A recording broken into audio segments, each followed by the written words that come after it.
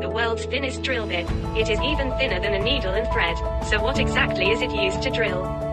This miniature drill has a 100% carbide composition and its drill diameter is only 0.01 millimeters. Commonly used on printed circuit boards. This drill is also put to use in fields such as medical devices and aerospace, and it is also fair to say that it is needed in all highly sophisticated fields.